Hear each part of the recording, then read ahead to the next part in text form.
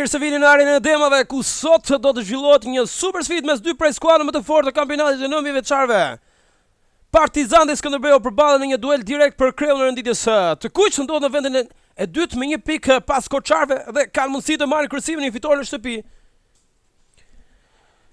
E me këtë thirrje, kor si gjithmonë shumë karikues të kuqve, shumë rëndësishme, i kryesuar nga Kresnik Qapi, Tartaraj dhe Grabova, asistenti i parë, Tartaraj dhe Grabova, i dyti. Ndërsa delikat takimit të Neritan Koçi niset me topin e parë të nisur nga Skënderbeu.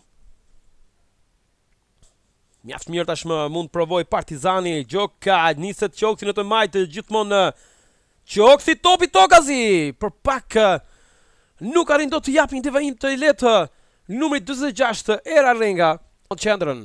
Tashmë është Gjitjon Beka, i goditjave, shikoni, transversa, ndalë ka pretendim për atë top të kaluar e më pas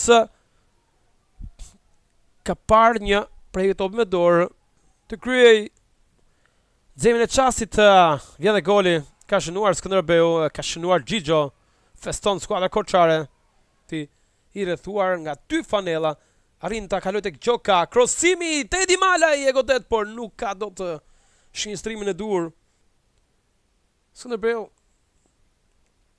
kërkon të menaxhojë shumë herët për të menaxhuar këtë rostat. Kazim, Qoksi, vjen goditja, topi shkon në rrjet. Ka shënuar Partizani. 1-1 pra, barazot sfida. Këtu në arenën e demave, Nebi Qoksi paraspeshon edhe jep qetësinë tashmë skuadrës që do provojë sërish për të përmbysur gjithçka. Pas i mirë në qendër për Kazim. Bukur tashmë mund provoj, por Renga sulmon. E ky moment ka 11 metësh. Ka 11 metësh për Partizanin. Edhe Qapi përshkëllen për startin e këtij 11 metësh. Qoksi niset. Goditja, topi shkon në rrjet, përmbys diçka skuadra kuqe. 2-1 Partizani. Çfarë përmbysje spektakolare. E një skuadër e cila tashmë reagoi me mënyrë më të bukur në këtë start të pjesës së dytë, teksa për 5 minuta përmbys diçka, 50-55. Tashmë mundësia e mirë, Kazim drejtohet zonës, Kazim është në zonë dhe goditja. Ishte në formë pase krosi, por u devijua në mend e fundit nga Nasto. E goditja. Malaj, krosimi mirë dhe qendrës, dalje për tjetë, shikoni, topi për paksa. U duk si ku përshkon në rrjet, por ndërhyu Nasto.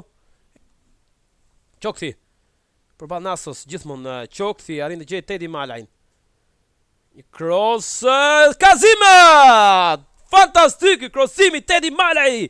Edhe Kazim që e zhyt në rrjetën e portierit të Skënderbeut për të tretën herë Partizani gjen golin në këtë takim, duke e mbyllur pothuajse nuk ka më kohë, por kjo skuadër me këto aksione fantastike, mbyllje më të mirë të mundshme.